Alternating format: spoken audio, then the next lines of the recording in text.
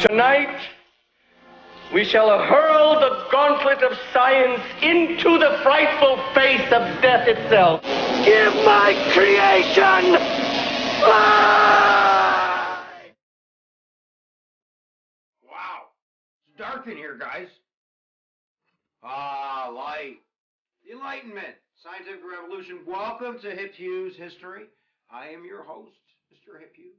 And what we're going to try to do in the next 10-15 minutes is give you a global world history-based kind of overview of the scientific revolution and the Enlightenment era. Now, these lectures, I'm just going to remind everybody, are designed not to really teach you all the facts, but just to give you kind of a comprehensive overview, broad, kind of strokes of history, just so you feel comfortable taking your exams and maybe banging out, a basic thematic essay. But please don't use these as your mainstay. So what we're going to look at is basically how we go from the Dark Ages, Middle Ages, into more of a modern civilization with science and human beings using reason.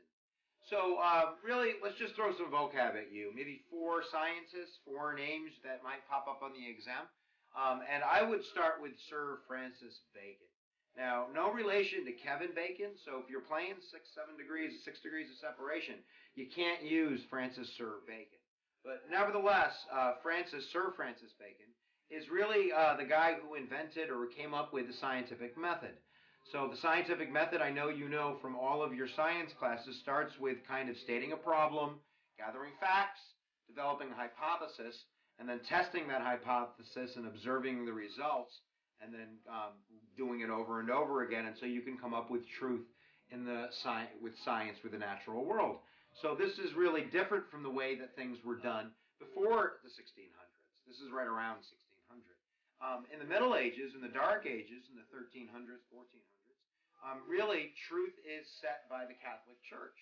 The Catholic Church determines that, for instance, we are a geocentric universe. Geography of Earth, center of the universe.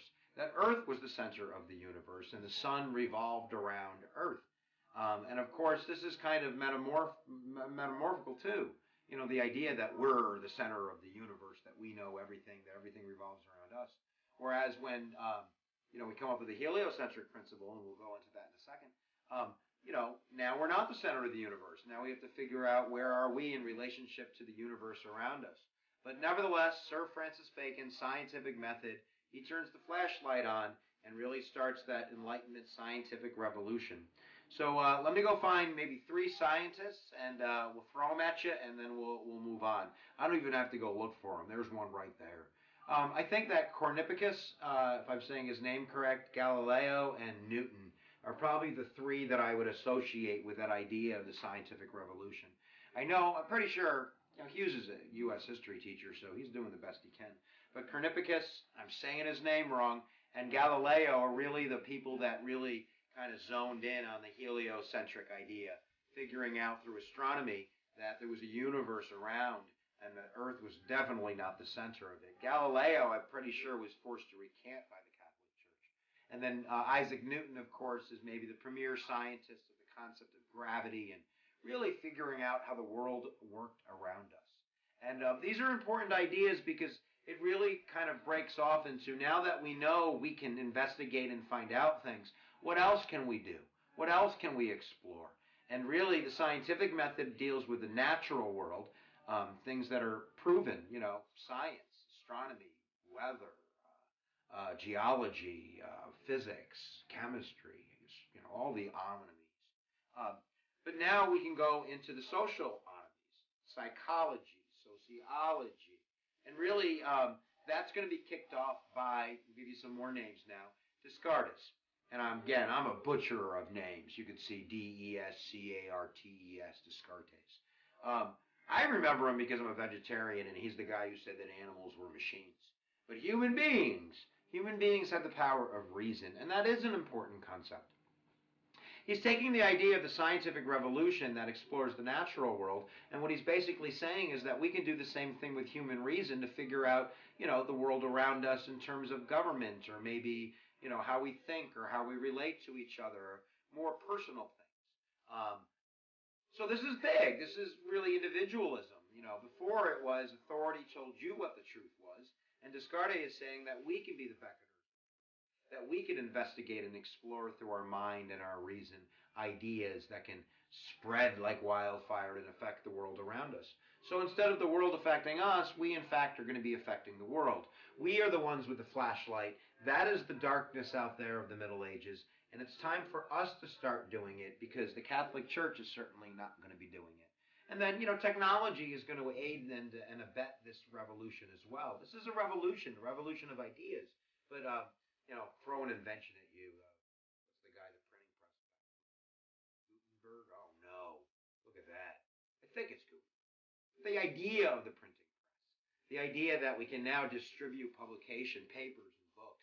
We can spread those ideas and not have to rely on the Catholic Church bringing you to teach you Latin to read the Bible. You can read it for yourself.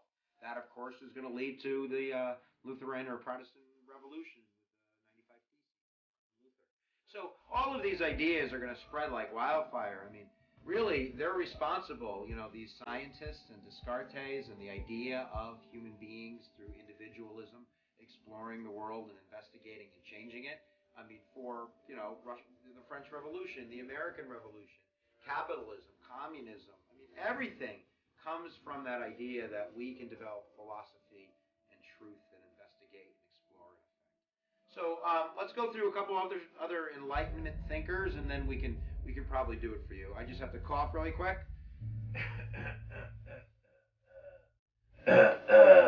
And I would move on now and go to kind of our government philosophers. So Descartes is really the guy who said that we could do that. We could investigate how we are in relationship to our government and how that system might work, rather than it being told how it works. So we get different philosophers, different writers that are going to do just that, and they pop up on the exam, what do you know? One of them would be Thomas Hobbes. Thomas Hobbes wrote a book, and the book is called Leviathan. And I just remember in my mind, it's a big sea monster.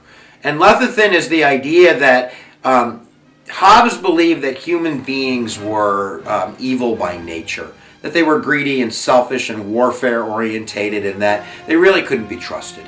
So Hobbes believed that human beings, because they couldn't be trusted, would basically have a social contract with a government that would be able to keep us safe from each other.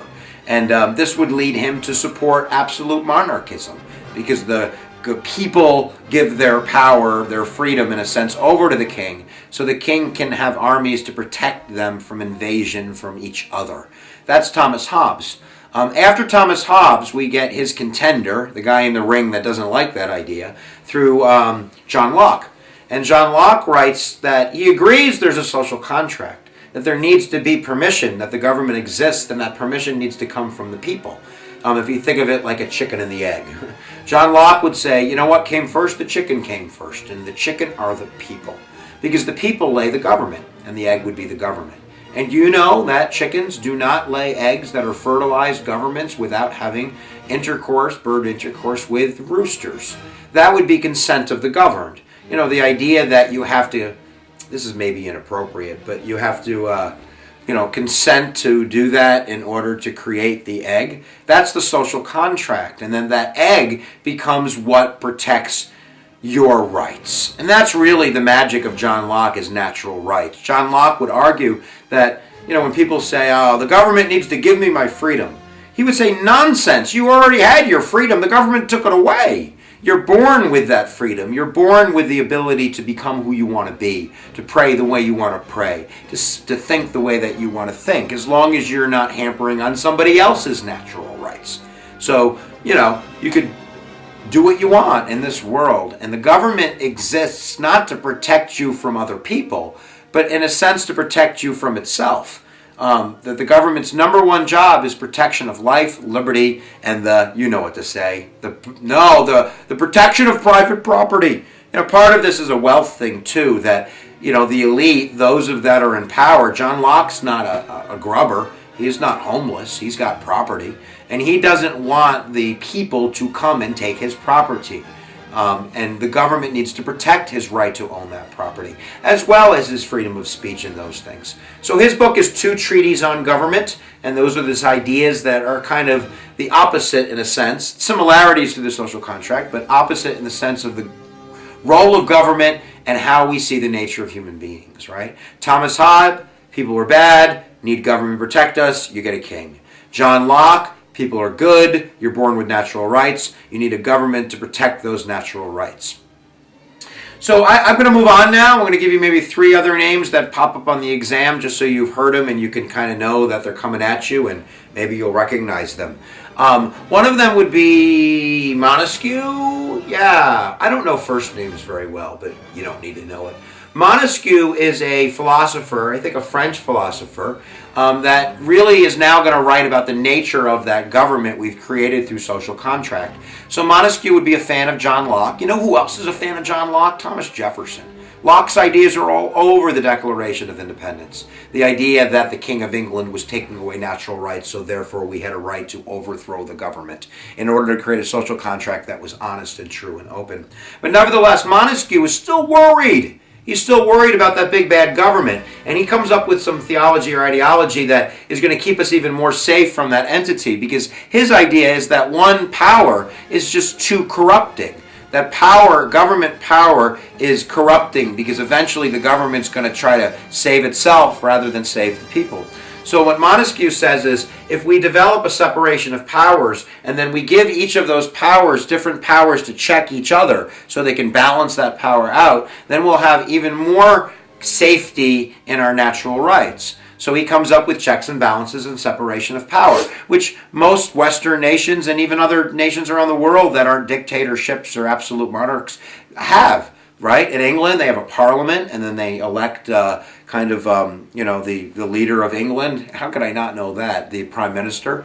And they also have a judicial system. In America, we have the president, we have Congress, and we even split our Congress into the House of Representation and the Senate, and we have a judicial system. But that's the way it works, so nobody can screw you. So nobody can mess with your natural rights. And if they do, you have recourse. If Congress passes a law or Parliament passes a law that says, we're taking your rights away, you have that court system, that judicial review that reviews that law. And you have a president that can, argue against it or go to the bully pulpit and argue in front of Americans, whatever. So that's the main idea. All right, I have a couple other guys. I'm going to do Voltaire and Rousseau. I kind of want to know first names. Let me cough real quick. So for Rousseau, Jacques Rousseau, he also wrote a book called The Social Contract, and his main idea is a little bit different but relatable. I think his idea is more of a communist idea, but I don't think we're going to use that word. Rousseau really argued that for democracy, in a sense, which isn't communism, it could be. Take that back. Nevertheless, he argued that the biggest problem in society was the distribution of wealth. That people were born poor were always poor, and that people were born rich did everything to get richer and protect that richdom. I don't think richdom is a word, nevertheless. So he argued that government should be run by the will of the majority, the will of the people, that social contract was run by the majority. And his idea was probably that there was probably more of a majority of peasants than there were, rich nobles, and that then they could run the country in the betterment for everybody. So that would be Rousseau. Voltaire is the freedom of speech guy. So I always kind of see his face on fire with yelling. I don't know why that helps me, but he was being persecuted by the Catholic Church for his beliefs, and he stood on the bedrock principle that I will not always agree with what you have to say, but I will die to protect your right to say it. So Voltaire is freedom of speech. So we're going to stop all of this right now. Scientific revolution, right? Enlightenment, starting with Bacon and the scientific method, and then flowing into the political world of Hobbes and Locke, and then going into how government should work under Montesquieu, Rousseau, and Voltaire.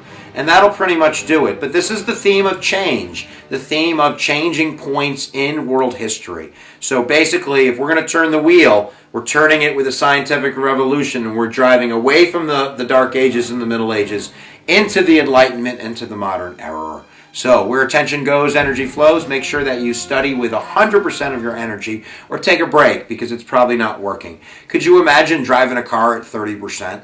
That's not a good idea. You'll die. All right, guys, don't die. Have a good life.